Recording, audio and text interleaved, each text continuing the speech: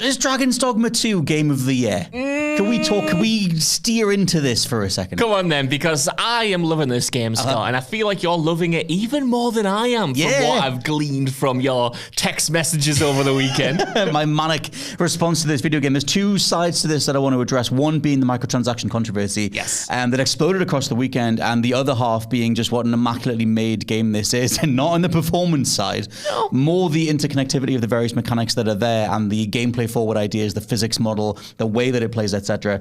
The gameplay loops that are here. Let's talk about the microtransaction stuff first. Yes. Because this game exploded when, and it was in some of the review materials, it was in the reviewer's guide that you get, but behind the scenes information, most games that divulge that stuff, they'll put it next to spoilers, so you tend to not look at that stuff anyway. We weren't wrapped up in that whole thing of not divulging that the game had microtransactions in it because we didn't have a full review for it anyway, but that was part of the controversy. It was a lot of, have Capcom patched in microtransactions into this game after a wave of positive reviews, and they hadn't. It was always in the review materials. Funnily enough, Resident Evil 4 Remake got microtransactions 2 weeks after launch, and it didn't blow up. Devil May Cry 5 had microtransactions at launch and was part of the review process as well, and it didn't blow up. There was something about Dragon's Dogma 2, maybe just because of how much it's a cult classic, it's a hidden gem, the original, that was just this light in the touch paper response to this game. And obviously I get the argument that you can't have the supply without the demand, so why not put these things in? And the fact that they're in there at all is insulting, etc. I can only say that I didn't know they were going to be in there, and I haven't interfaced with them whatsoever. The game does not push them on you. I haven't seen them at all in the game. I have to go looking for them in the PlayStation Store. But thoughts on the whole thing? Dude, man, I was so surprised by the backlash and the severity of this. And I don't want to kind of come across as I'm defending microtransactions, so I kind of want to get it out there first and foremost that, do I think these should be in the game at all? Absolutely not. Do I think Capcom is being ridiculous by trying to sell you these things? Absolutely. But taken in context, I was surprised at it blowing up because, like you said there, to me, they're exactly the same as the microtransactions that were in Resident Evil 4 Remake, were in Resident Evil Village, were in DMC, were in the original Dragon's Dogma. And yeah, they're not good. I wish they weren't there, but I saw a lot of misinformation online that was really blowing up, and it was frustrating as someone who had played like 30 hours of the game, watching people who maybe hadn't played the game or were like 1 hour in kind of misrepresent what these microtransactions were actually giving you as a player. Like there was so much hoorah over the character editor, being locked behind the microtransactions, but that is something you can acquire very easily, very early on in the game. You know, you had the jail key where I saw people being like, I can't believe they're making you pay to literally get out of jail. One, that's not even necessarily what those keys are for. No. They're also to break into jail. It's also one of the first items you get. In there. They're also plentiful, they're cheap. Like, you don't have to buy any of those things. The same with, I saw people saying they're locking fast travel behind the paywall as well, and it's like, they're selling the fast travel crystals and they're selling the port crystals, which I think they're only actually selling one, which you can use in the game. You can place it down so you can transport to there because you can only fast travel to certain port crystals around the map. And it's like, they are selling you that, but those things, again, are plentiful in the open world, like you get plenty of fairy crystals. I've never, fairy stones, I've never run out of those personally in the game so far. The port crystals are supposed to be kind of unlocked as you traverse the map, and I've found one of those last night that I can now place and pick up and move it to where I want. So it's just like, it was frustrating to see the backlash be directed at this game where so many other games have kind of been much scummier by holding essential items behind a paywall, whereas almost all of this stuff in Dragon's Dogma is stuff you find in the first few hours and probably will never ever use. Like, I've used a jail key once, literally one time. Yeah, I've not used a jail key at all, but I think, I get the argument that, because there's another part of this was the whole single save approach that the game has. It's actually two saves. Like, you have an auto save, you have a main save, and over on PC, apparently people were getting around the way that the game saves by duplicating stuff in the game's own source files, etc., which then Denuvo or some sort of licensing software was flagging and then shutting them out of of their game, and that was part of the controversy, was people were getting annoyed that I couldn't just make another save. And it's like, that's a whole thing where, you know, Dragon's Dogma wants you to have this specific save that you're dedicated to. You're kind of circumventing the design of the game, so of course it's going to freak out about that, just to address that side of it. But yeah, the item stuff, I think the only thing that I could see like getting on board with in terms of anger is that you can buy, I forget the name of it, but it's the RC crystals that let you get better pawns. Pawns are the characters that help you out in the game. You can pay for them, and then you can go into the shop and buy like a higher level pawn, but they only spawn a certain level above you anyway. Yeah. You can search for higher ones, but you'd have to go out of your way to monetize this game, and it's like, it's a horrible, weird conversation to navigate, because like you said, I'm not defending that they're in there. It's just a specific thing about what you're annoyed about. And I think what is doubly annoying for people like us who are playing through it, and the rest of people who are as well, is that this is a phenomenal video game, and you're just denying yourself a great experience under the assumption that it's more monetized than it is. I wish it wasn't, but at the same time, Capcom have been doing this for 5 years now. And if we're going to get extremely annoyed about single player microtransactions, which is fair enough as an overall term, in this case, this type needs to be applied to Devil May Cry 5 and Resident Evil 4. And did you notice them in those games? No? Then this one's okay too. Yeah, I think, you know, even the Rift Crystals, the RC points that you mentioned there, like that's so similar to the stuff you could buy in RE4 that would allow you to upgrade your weapons faster, or, you know, get a different weapons case. You know, it's like, yeah, it might give you an advantage if you wanted to pump money into buying those Rift Crystals. But like you said, you know, like the level cap on the pawns is only like a little bit higher than you anyway. It's not like you could buy all of those crystals, go into the first pawn rift that you see and get a level 99 character or anything like that. And those rift crystals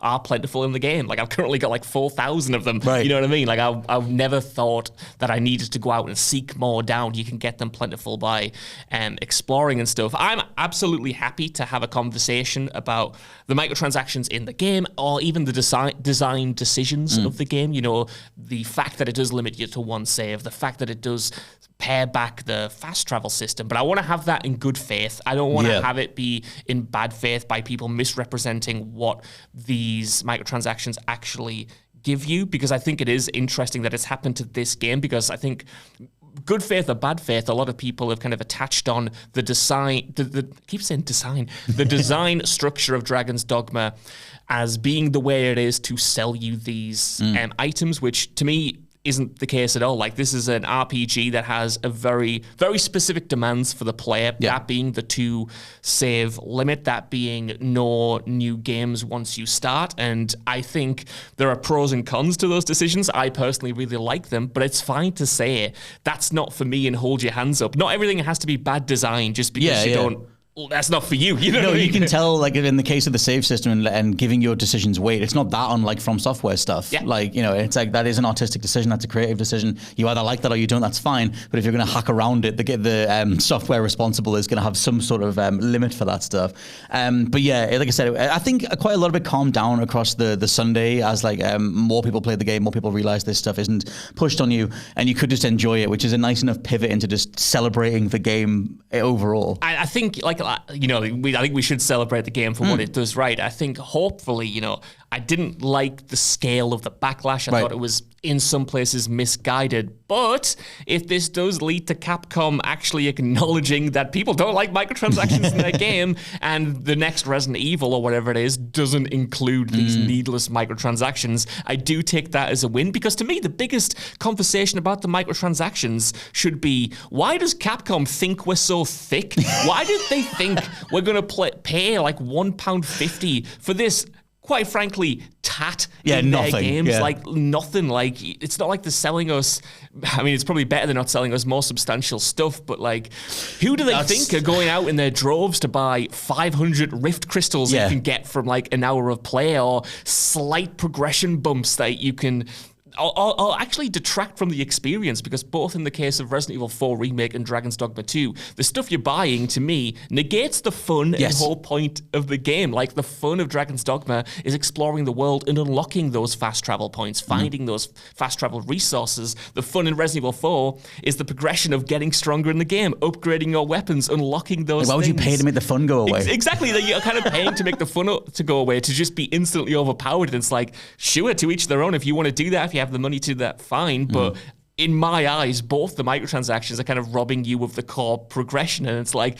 Capcom, why do people want to buy this? I honestly, my reaction to this stuff, like I tweeted out where I was just like, don't engage with this stuff, they'll get the message. And I think like, I wonder what the reality of the conversations that are happening behind the scenes is, where you have a team, you know, and it's as a Hideaki Itsuno, who's the director, Devil May Cry 5 guy, like you have this creative team who, Dragon's Dogma was like, people have been asking for that for years, but it's not like, it's still a cult classic, it was a hidden gem, like a lot of people love it, I do, but it wasn't this thing that was like a dead cert, like it was something that someone internally would have had to fight for, and I think that you have the creative side of that, that's put this really good creative game together with really good gameplay systems, and then you kind of have the management side or the publisher side, whatever it is that comes in there and says, well, what parts of it can we monetize? Yes. And it feels like in this case, the monetizable elements came at the very end of development, where you had the creative side fighting their corner, getting a really good game together, and then saying like, well, I guess you can charge for these individual items, and you can just, you know, inventory wise, that'll just stack or whatever it is.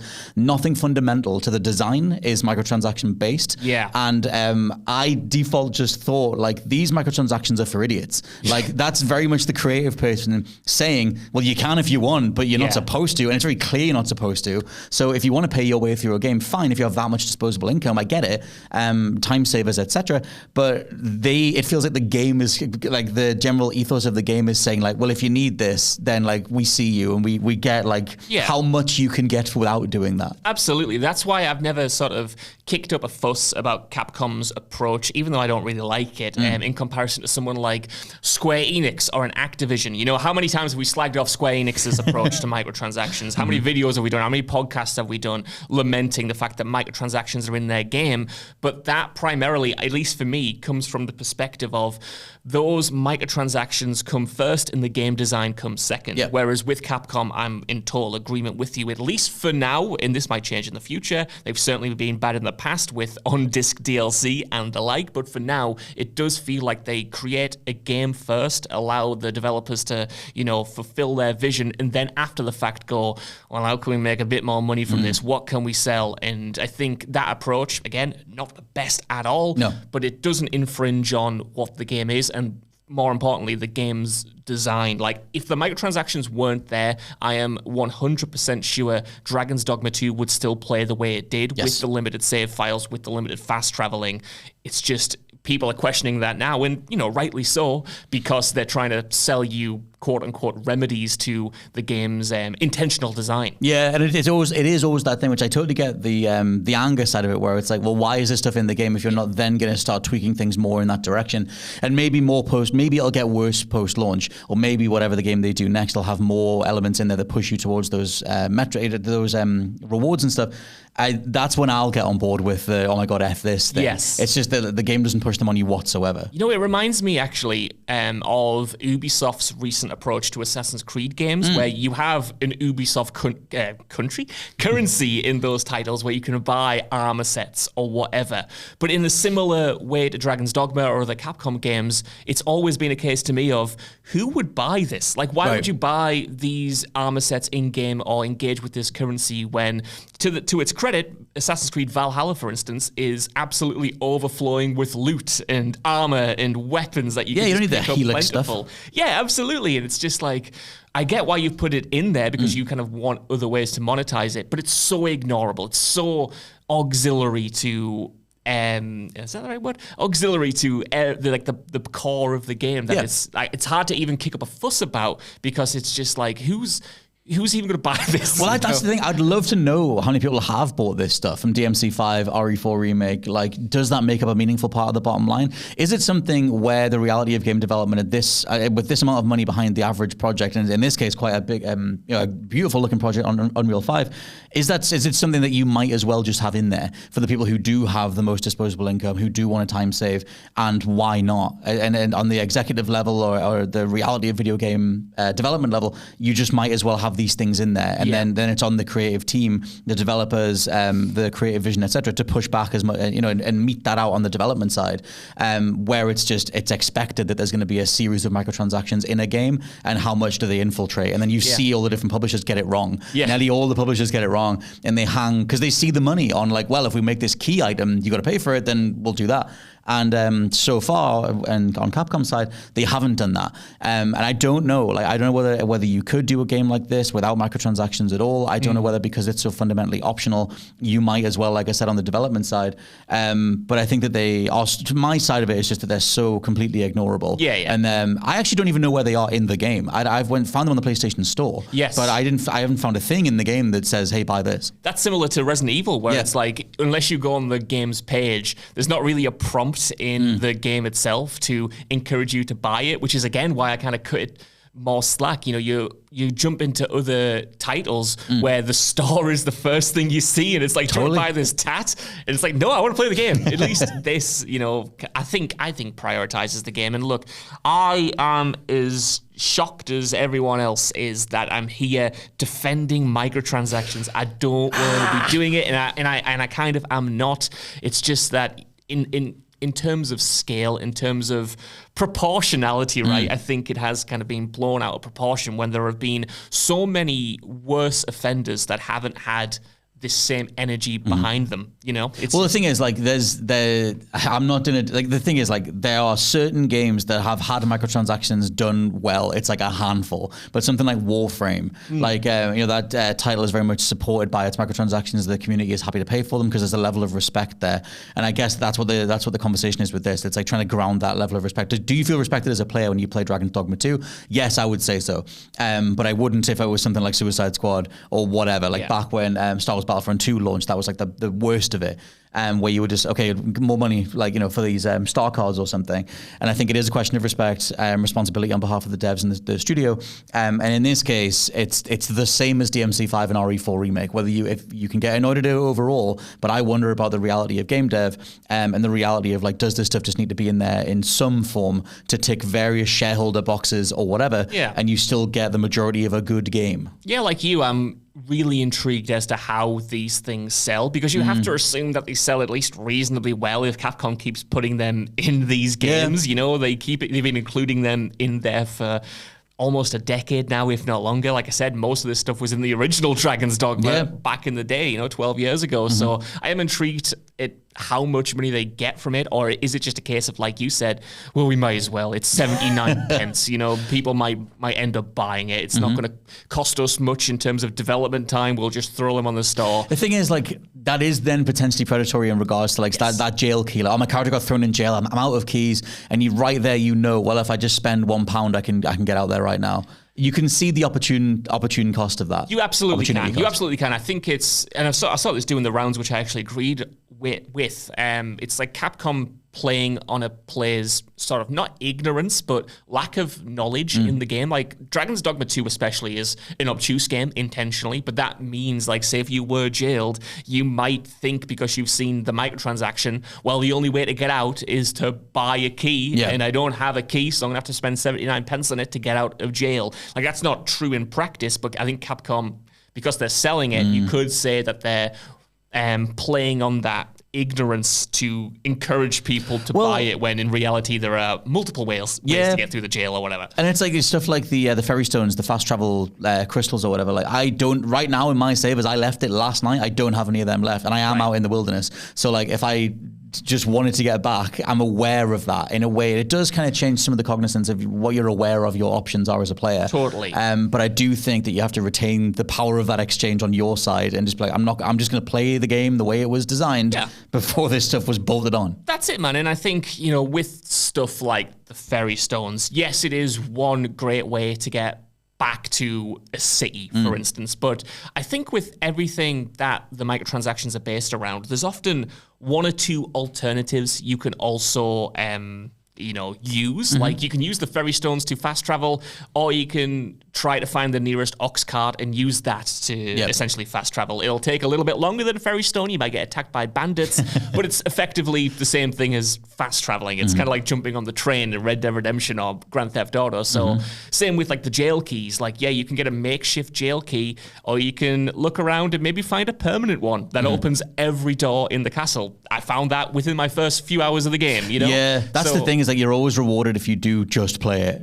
Just don't give in to this stuff. It just rounds it all back back around to the whole like just ignore it and they'll get the message, which is why I imagine they haven't championed their numbers on the microtransaction side, whereas EA are like proudly like, this takes up 90% of our bottom line. Capcom's side seems to be like, it's there if you want it, and we get why you wouldn't.